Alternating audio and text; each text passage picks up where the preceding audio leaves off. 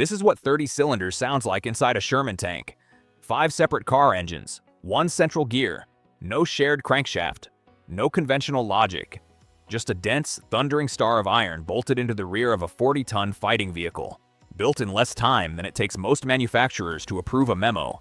The army that received it didn't fully trust it. The British who fought with it expected trouble and instead found an engine that proved more reliable than many had anticipated. And the engineers who designed it did so in a matter of months, using tooling that was already on the factory floor, because the alternative was no tank at all. This is the story of the Chrysler A57 Multibank, and it starts not in an engineering laboratory, but on a Michigan farm field that was about to become the most productive tank factory in the history of the world. Part 1. The Arsenal has no engine. In August 1940, with Europe already burning, the United States Army asked Chrysler Corporation to build a tank plant. Not design one, not plan one, build one, in months. The site chosen was 113 acres of farmland in Warren, Michigan, just north of Detroit. The architect was Albert Kahn, the industrial designer who had built Ford's River Rouge plant and half the auto factories in America.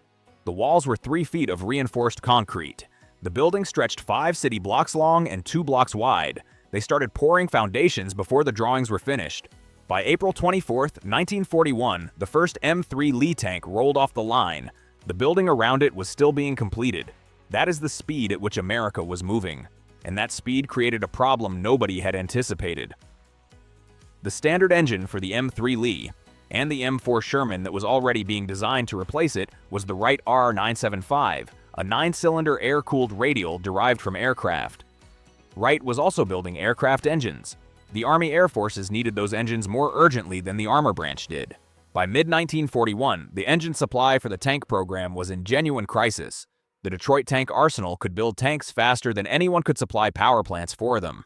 The Army went to the manufacturers. Ford developed a purpose-built V8, the GAA, an 18-liter unit designed specifically for tanks. General Motors paired twin 6-cylinder diesel truck engines into a single unit. Both solutions required significant new tooling, new production lines, and time that nobody had. Chrysler had no aircraft division, no existing truck engine of the right size, no diesel program ready for adaptation. What Chrysler had was an automobile engine that was already in mass production, already had a complete supply chain, and was already filling the factory floor of the largest industrial operation in the state of Michigan. The Chrysler 251 cubic inch L-head inline-six, a flathead passenger car engine, mild, reliable, ordinary. The kind of engine that spent its working life moving Dodge sedans down American highways. Executive engineer Harry Wilson looked at that engine and asked a question that nobody else had thought to ask. What if we used 5 of them? Part 2. The math of desperation. The 251-6 produced around 100 horsepower in passenger car form.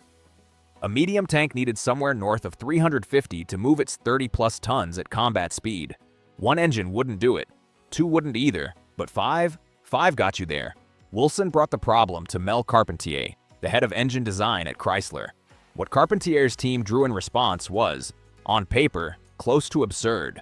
5 inline-six engines arranged in a pentagonal star pattern around a central cast-iron crankcase. Not a radial in the aircraft engine sense, and not a conventional W engine either. Contemporary sources often referred to it as a multibank or W30 engine. But its layout was unusual enough that it resisted easy classification. Each bank was angled differently to fit within the constraints of a tank hull. 2 banks set at 7.5 degrees above horizontal, 2 at 27 degrees, and 1 standing straight up. The result was a dense, asymmetrical star of iron that looked less like a designed engine and more like something improvised in an emergency, which, to be fair, it was. Each of the 5 crankshafts drove a helical gear. Those 5 gears meshed with a single central gear. The central gear drove the output shaft. There was no common crankshaft. Each of the 5 engines ran independently, connected to the others only through that gear train at one end. The whole assembly displaced 1,253 cubic inches, just over 20 liters, across its 30 cylinders. It produced 370 horsepower at 2,400 revolutions per minute in its operational rating, with a gross figure of around 425. It weighed 5,244 pounds with the cooling system attached. That number matters. It will matter later. The cooling problem alone was a project in itself. 5 separate engine blocks generated 5 separate heat loads. The first solution was 5 separate belt-driven water pumps, 1 per bank. Engineers took one look at the maintenance implications of that arrangement. 5 separate pumps to service inside an already cramped engine compartment, and replaced the whole system with a single pump running off a jackshaft and gear drive, feeding all 5 banks individually. The carburetors followed a similar evolution. 5 separate single-barrel carburetors, one per bank, were eventually grouped together at one end of the engine to simplify fuel delivery and servicing access. The iterative logic of this, build it, find the problem, redesign the specific component, continue, was the engineering method of the entire project. There was no time for a comprehensive solution. There was only time to solve each problem as it appeared and move forward. The prototype ran in mid-1941. Production began at the Detroit Tank Arsenal in April 1942. From concept to production line, less than 1 year. Part 3. 30 cylinders, go to war. The tank that received the A57 was the M4A4, the multibank variant of the Sherman. It was not identical to the M4 variants already in production. The A57 was wider and longer than the Ford V8 or the radial it was replacing, and the hull had to grow with it. The M4A4 hull was stretched by approximately 11 inches compared to the standard Sherman. The engine deck gained a distinctive bulge just behind the turret. The belly armor below the engine compartment carried a matching bulge to accommodate the cooling fan. A tanker who knew his Shermans could identify an M4A4 at distance just from the silhouette. Between July 1942 and November 1943, Chrysler built 7,499 M4A4 Shermans at the Detroit Tank Arsenal. An additional 109 M3A4 Lee tanks received the engine before the Sherman entered full production. Nearly 10,000 A57 engines were produced in total, including spare units held in reserve. Then the U.S. Army looked at what they had built, looked at the Ford GAAV8 going into the M4A3, and made a decision. The M4A4 was classified as suitable for Lend-Lease export only. American armored units in combat would not use it. The Army's concern was the maintenance burden. The A57 required removal from the tank for virtually any significant service. Access to the inner banks, the ones buried deepest in that pentagonal cluster, was essentially impossible without pulling the engine. The carburetor arrangement, the water pump complexity, the sheer density of 30 cylinders packed into a space that was only marginally larger than a conventional unit, all of it added up to a maintenance officer's recurring nightmare. The engine was handed to the British. And here is where the story turns. Part 4. The engine America rejected. The British Army received the M4A4 as the Sherman 5. They received it with many of the same doubts expressed in the United States. An engine made of 5 passenger car 6s bolted into a star. 30 cylinders. A power plant that appeared far too complex for field service. The expectation was that it would be troublesome. The experience in service was different. Despite its unusual design, the A57 developed a reputation for dependable operation. Wartime endurance testing demonstrated remarkable durability, and British crews generally found that the engine ran reliably when properly maintained. The challenge was rarely keeping it running. The challenge was repairing it when something eventually went wrong. Part of that reliability came from an unusual form of redundancy. The A57 was not one engine, but 5 complete 6-cylinder engines connected through a common gear train. Chrysler's wartime advertising even claimed the tank could continue operating after losing 12 of its 30 cylinders. Whether every battlefield failure would allow that level of continued operation is another matter, but the design did provide a degree of fault tolerance that was uncommon among tank engines of the era. The Sherman 5 served the British in North Africa, Italy, Northwest Europe, and the final advance into Germany. Many M4A4s were later converted into Sherman Fireflies, armed with the powerful British 17-pounder anti-tank gun. Those conversions became some of the most effective Allied tank destroyers of the war. Powered by an engine Chrysler had created in a matter of months from existing passenger car components. The Soviets were given the opportunity to evaluate the M4A4. They declined it. The complexity of the engine was the stated reason. What they chose instead was the M4A2 diesel. Their logistics chain was built around diesel, and they saw no reason to introduce a 30-cylinder gasoline peculiarity into it.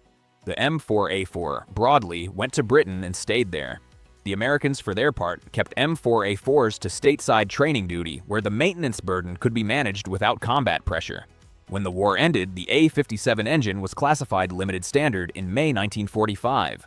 Production had already stopped in November 1943. The engine that had been conceived, designed, prototyped, and placed into mass production in under a year was done. No successor, no development program, no refined second generation. The crisis had been solved and the solution was no longer needed. Part 5. What it costs to climb inside one. Maintenance crews often regarded the A57 with mixed feelings. The engine was dependable in operation, but many repairs were considerably more difficult than on conventional tank engines. Changing the spark plugs on an inline-six is a straightforward task. The plugs are accessible, the wires are routed logically, and a competent mechanic can complete the job in a reasonable afternoon. Now place 5 of those engines in a star around a central crankcase. Now mount the entire assembly in the rear of a tank with armor plate on all sides. Now consider that the inner banks, the ones facing the center of the star, have their spark plugs facing inward, toward other engines, in a space too narrow for a hand.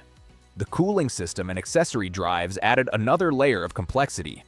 Servicing components buried deep within the multi-bank arrangement could require significantly more labor than comparable work on a conventional tank engine. The engine's official service documentation for in-field maintenance ran to procedures that most crews simplified to a single practical rule. If it needs more than basic attention, the engine comes out, and pulling an A57 required equipment. At 5,244 pounds, the engine and cooling package was not something that came out with field cranes. A proper workshop facility, a substantial hoist, and trained mechanics who understood the gear train arrangement were prerequisites. In the Western Desert, in the rain and mud of Italy, in the bocage of Normandy, that often meant a recovery vehicle, a weight, and a tank sitting idle. The U.S. Army's preference for the Ford GAA was not irrational. The GAA was a proper tank engine designed from the start for the application. It was lighter, more accessible, and the Army had trained mechanics for it across every theater. But the GAA took time and resources to design and produce that the A57, critically, did not. When the engine shortage was acute and the choice was between an unconventional engine now or a better engine later, Wilson and Carpentier's solution was the only one that could actually be built in time to matter. Epilogue: the engine that was never supposed to exist. The Chrysler A57 Multibank was not the most elegant tank engine of the Second World War. Many historians consider the Ford GAA V8 the more practical long-term solution because it was lighter, more accessible, and purpose-built for tank service. Given enough time, purpose-built engines generally outperform emergency improvisations. The twin GM diesel was more suitable for Allied logistics in certain theaters. Purpose-built engines, given time, outperform improvised ones. But the A57 was never supposed to be a purpose-built engine. It was supposed to be a solution to an emergency delivered faster than the emergency could be solved by any other means. Judged on those terms, the only honest terms for what it actually was, it succeeded completely. 7,499 Shermans, operational from 1942, built from tooling already on the floor, from an engine already in production, by engineers who were handed an impossible timeline and met it. Some of those tanks still run today. Several surviving Fireflies in European collections carry working A57 engines. 30 cylinders of wartime improvisation maintained by enthusiasts willing to spend an afternoon with their hands in places no hands were ever really meant to reach. The Walter P. Chrysler Museum in Auburn Hills, Michigan displayed a fully restored A57 for years. The star of 5 engines visible from any angle, the central gear housing at its heart, the herringbone teeth of the drive gears machined to tolerances that still hold after 80 years. The museum has since closed. The engine survives in other hands now. Harry Wilson and Mel Carpentier never designed another engine like it. Nobody did. The A57 Multibank was a solution so specific to its moment that the moment passing made it obsolete. No refinement, no successor. Just the original. Built once, built fast, and built well enough that it outlived the war that created it, the men who designed it, and the company that was willing to ask whether 5 car engines bolted into a star might be exactly what an army needed. Sometimes the strangest answer is the right one.